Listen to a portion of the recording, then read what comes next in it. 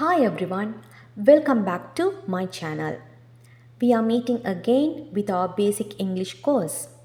So இன்றைய லெசனில் நாங்கள் கம்ப்ளெக்ஸ் சென்டென்சஸை எப்படி உருவாக்குவது என்பதை பார்க்க போகிறோம். ஸோ கம்ப்ளெக்ஸ் சென்டென்ஸ் என்றால் என்ன? இரண்டு சென்டென்சஸை இணைத்து உருவாக்கக்கூடிய ஒரு பெரிய சென்டென்ஸ் தான் கம்ப்ளெக்ஸ் சென்டென்ஸ் என்பது. இவற்றில் நாங்கள் கன்ஜங்ஷன்ஸை யூஸ் பண்ணி இரண்டு விதமான தாட்ஸை இணைக்கிறோம். ஸோ இதுக்காக நாங்கள் யூஸ் பண்ணக்கூடிய கன்ஜங்ஷன்ஸை நாங்கள் சப்பார்டினேட்டிங் கன்ஜங்ஷன்ஸ் என்று சொல்வோம். ஸோ இந்த கன்ஜங்ஷன்ஸ் மூலமாக நாங்கள் இணைப்பது ஒரு முழுமை பெற்ற கருத்தை கொண்ட சென்டென்ஸையும் முழுமை பெறாத கருத்தினை கொண்ட சென்டென்ஸையும். ஸோ முழுமை பெற்ற கருத்தை கொண்ட சென்டென்ஸ்க்கு நாங்கள் இண்டிபெண்ட் சென்டென்ஸ் என்று சொல்வோம். Okay, independent sentence. முழுமை பெறாத கருத்தை கொண்ட சென்டென்ஸை டிபெண்ட் சென்டென்ஸ் என்று சொல்வோம். Depend sentence. அப்போது இந்த கன்ஜங்ஷன் ஆனது எப்போவுமே அந்த டிபெண்ட் சென்டென்ஸோட ஸ்டார்ட்டில் தான் இணையும்.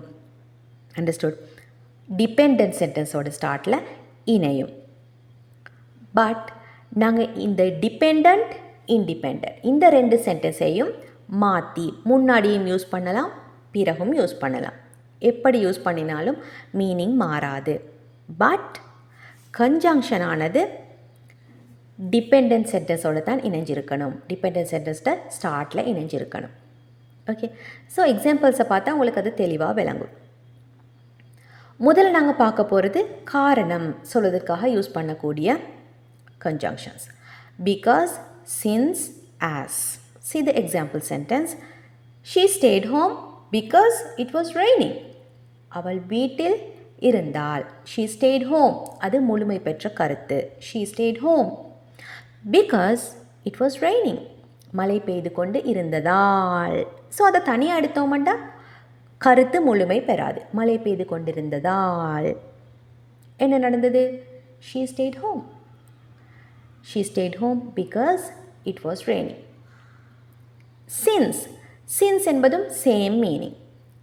Since you are here early, let's start the meeting. நீங்கள் ஏர்லியாக வந்ததால் மீட்டிங்கை ஸ்டார்ட் பண்ணலாம். ஓகே, ரீசனை சொல்கிறோம். மீட்டிங்கை ஏன் ஸ்டார்ட் பண்ணலாம்? நீங்கள் ஏர்லியாக வந்ததால். As it was getting late, we decided to leave. ரொம்ப லேட் ஆவதால் நாங்கள் போவதற்கு முடிவு செய்தோம். As it was getting late, we decided to leave. So இவை தான் காரணங்கள் பற்றி சொல்ல யூஸ் பண்ணக்கூடிய கன்ஜங்ஷன்ஸ். அடுத்து டைம். டைம் வச்சு பேசுகிறதுக்காக நாங்கள் யூஸ் பண்ணுவது when என்று யூஸ் பண்ணுவது ஏதாவது ஒரு இன்சிடெண்ட் நடந்து கொண்டிருக்கும் போது இன்னொரு இன்சிடெண்ட் நடக்குது என்று சொன்னால் நாங்கள் when யூஸ் பண்ணி சொல்வோம். I was reading when the phone rang. I was reading when the phone rang. Don't forget to call me when you reach home. வீட்டுக்கு போய் சேர்ந்ததும் அந்த டைமில் எனக்கு ஃபோன் பண்ண மறக்காதீங்க. ஓகே, அப்போ ஒரு குறிப்பிட்ட டைமை நான் சொல்கிறேன். எந்த டைம்? நீங்கள் வீட்டுக்கு போய் சேர்ந்த டைம். ஸோ அதுக்காக நான் when என்று யூஸ் பண்ணேன். when எப்போ? you reach home, வீட்டை அடைந்ததும். அண்டர்ஸ்டுட்? while என்று யூஸ் பண்ணுவது ஒரே டைமில் ரெண்டு ஆக்ஷன்ஸ் நடந்து கொண்டிருக்கிற பட்சத்தில். Okay, she was singing while cooking dinner. she was singing while cooking dinner. ரெண்டு ஆக்ஷனும் ஒரே டைமில் நடந்து கொண்டு இருக்குது. I am working while my baby is sleeping. I am working while my baby is sleeping. So நான் வேலை பார்க்குற அந்த டைமும் பேபி ஸ்லீப் பண்ணுற டைமும் பேரலாக இருக்குது. ஸோ நான் while என்று யூஸ் பண்ணுறேன். பிஃபோர் என்று யூஸ் பண்ணுவது ஏதாவது ஒரு இன்சிடெண்ட்க்கு முன்னாடி என்று சொல்ல. Okay, I will call you before I leave. நான் போவதற்கு முன்னாடி அந்த இன்சிடெண்ட்க்கு முன்னாடி நான் கால் பண்ணுவேன். Drink this medicine before you eat the dinner. சாப்பிடுவதற்கு அந்த சாப்பிட்ற இன்சிடெண்ட் இருக்குது அதுக்கு முன்னாடி before you eat the dinner drink this medicine. After என்பது ஒரு இன்சிடென்ட்க்கு பிறகு. We went to the park after it stopped raining. அப்போ மழை நின்றதற்கு பிறகு. மழை நின்றதற்கு பிறகு. I returned home after he got into the train. அவன் ட்ரெயினுக்கு ஏறியதுக்கு பிறகு நான் வீட்டுக்கு திரும்பினேன். After he got into the train, I returned home. Understood? Next one. As soon as. I will call you as soon as I arrive. The meeting was started as soon as we entered the conference hall. As soon as. ஒரு சம்பவம் நடந்தது உடனே. Okay, ஒரு சம்பவம் நடந்த உடனே அடுத்ததை செஞ்சோம் என்று சொல். I will call you as soon as I arrive. வந்ததும் கால் பண்ணுறேன். Until. வரை. எது வரை? ஒரு சம்பவம் நடக்கும் வரை. ஒரு குறிப்பிட்ட டைம், ஏதோ ஒரு சம்பவம் நடக்கிற அந்த டைம் வரை என்று சொல்ல. Wait here until I return. நான் ரிட்டர்ன் ஆகும் வரை வெயிட் பண்ணுங்க. ஐ met John yesterday after a long time. He hadn't identified me until I talked to him. ஜானை நான் மீட் பண்ணேன் ரொம்ப நாளைக்கு பிறகு. நான் அவர் கூட போய் பேசி நான் யார் என்று சொல்லும் வரை என்னை கண்டுபிடிக்கல.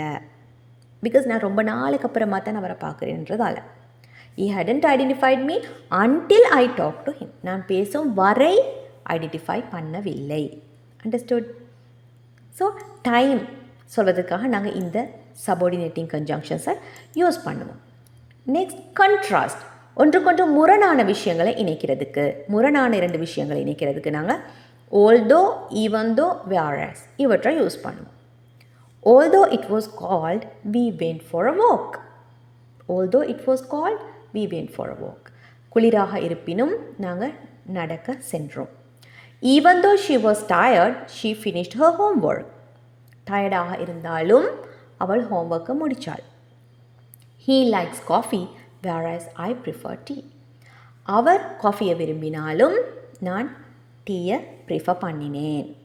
ஓகே, இந்த மாதிரி மூன்றும் கிட்டத்தட்ட சேம் மீனிங்கில் தான் யூஸ் பண்ணப்படுது. எல்லா இடங்களையும் நீங்கள் மாற்றி யூஸ் பண்ணி கொள்ளலாம். Although, even though, various. அப்படி இருப்பினும் இவ்வாறு நடந்தது. அண்டர்ஸ்டுட்? நெக்ஸ்ட், கண்டிஷன்ஸ் சொல்ல நாங்கள் இஃப், அன்லெஸ், ப்ரொவைடட் தட் இவற்றை யூஸ் பண்ணுவோம். இஃப் என்பது இப்படி நடந்தால் இவ்வாறு நடக்கும், அந்த மாதிரி ஒரு கண்டிஷன் சொல்கிறதுக்கு. Example, if you study hard you will pass the exam. நல்லா படிச்சிங்கன்னா எக்ஸாமில் பாஸ் பண்ணுவீங்க. If I were you I would receive this job. நான் நீயாக இருந்திருந்தா இந்த ஜாப்பை நான் ஏற்றுக்கொண்டிருப்பேன். You would have pass the exam if you had studied hard. நீங்கள் ஹார்டாக படிச்சிருந்தீங்கன்னு சொன்னால் எக்ஸாமில் பாஸ் பண்ணியிருப்பீங்க. பட் பாஸ் பண்ணினீங்களா? இல்லை, ஏன்னா படிக்கலை. அப்போ படிச்சிருந்தீங்க அப்படின்னு சொன்னால் பாஸ் பண்ணி இருப்பீங்க. You would have pass the exam if you had studied heart. So இதை மாற்றியும் சொல்லலாம், மீனிங் மாறாது. If you had studied heart you would have pass the exam. Got it? Unless என்பது நெகட்டிவான ஒரு விஷயம். இஃப் மாதிரியே negative. You can't leave unless you finish your work. Unless you finish your work. வேலையை முடிக்காவிட்டால் போக முடியாது. I can't help you unless you tell me your problem. Unless you tell me your problem. உன்னோட problem பற்றி சொல்லாவிட்டால் என்று வருது. Unless you tell me your problem I can't help you. Provided that, அதுவும் ஒரு rule, அது கம்ப்ளீட் ஆகினால் என்ற மீனிங்கில். If மாதிரியே மீனிங் தான் இதுவும் கொடுக்குது.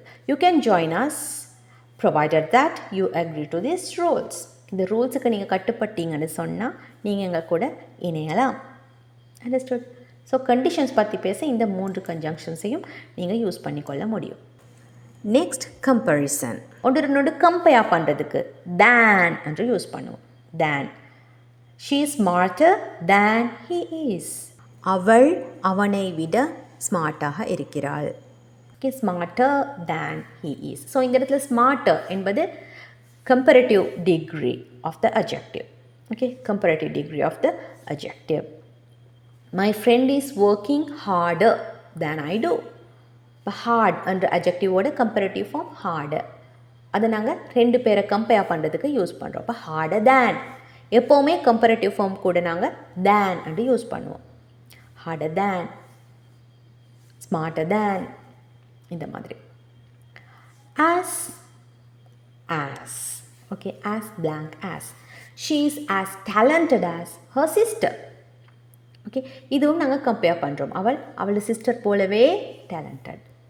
as talented as fast as soon as, they went as fast as they can. எவ்வளோ ஃபாஸ்ட்டாக போக முடியுமோ அவ்வளோ ஃபாஸ்ட்டாக போனாங்க. as they can, as fast as they can. understood?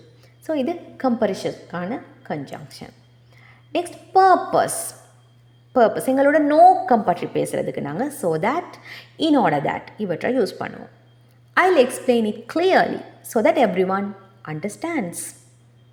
நான் கிளியராக விளக்கம் கொடுக்குறேன், அதனால் எல்லாருக்கும் அதை புரிஞ்சு கொள்ளலாம்.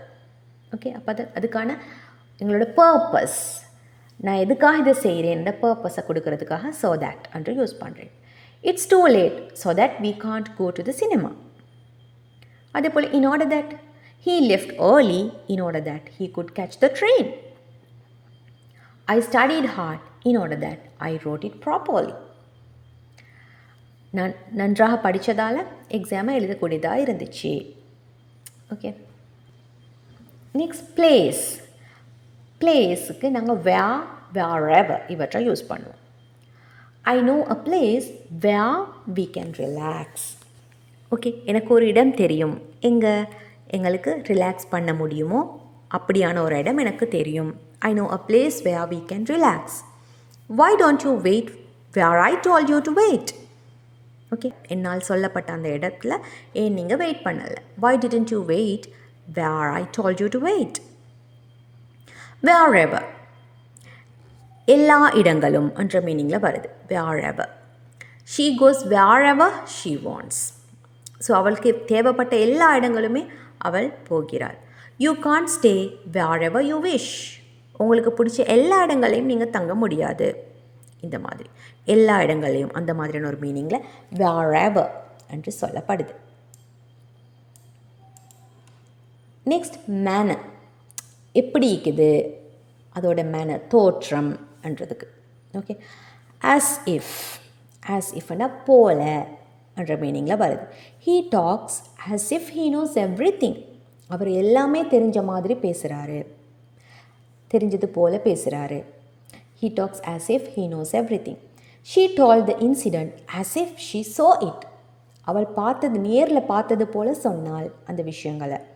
ஒரு இன்சிடெண்ட் பற்றி சொன்னால் எப்படி நேரில் அதை பார்த்தது போல சொன்னாள். as if she saw it. as though, same meaning. she looks as though she has seen a ghost. ஒரு கோஸ்ட்டை பார்த்தது போல காட்சி அளிக்கிறாள், அவளோட தோற்றம். the baby talks as though somebody has taught it. யாரோ சொல்லிக் கொடுத்த மாதிரி குழந்தை பேசுது. சில விஷயங்கள் நாங்கள் சொல்லுவோம், குழந்தைகள் பேசும்போது யாரோ சொல்லிக் கொடுத்த மாதிரி பேசுது அப்படின்னு. the baby talks as though somebody has taught it. So இன்றைய லெசனில் நாங்கள் subordinating conjunctions that are used to make complex sentences தான் பார்த்தோம். ஸோ இந்த லெசன் உங்களுக்கு யூஸ்ஃபுல்லாக இருந்துச்சு அப்படின்னு சொன்னால் நீங்கள் கண்டிப்பாக கமெண்ட் செக்ஷனில் மென்ஷன் பண்ணுங்கள். அதே போல் இந்த கன்ஜங்ஷன்ஸை வச்சு நீங்கள் டிஃப்ரெண்ட் கைண்ட்ஸ் ஆஃப் சென்டென்சஸையும் உருவாக்கி பழகணும். Okay, so let's meet with another important lesson. உங்களுக்கு தேவையான முக்கியமான லெசன்ஸ் என்ன அப்படின்றதையும் நீங்கள் கண்டிப்பாக கமெண்ட் செக்ஷனில் குறிப்பிடுங்க. So that I can make a new video for that. And thank you so much for watching this video, and let's meet with another lesson. Until that, take care.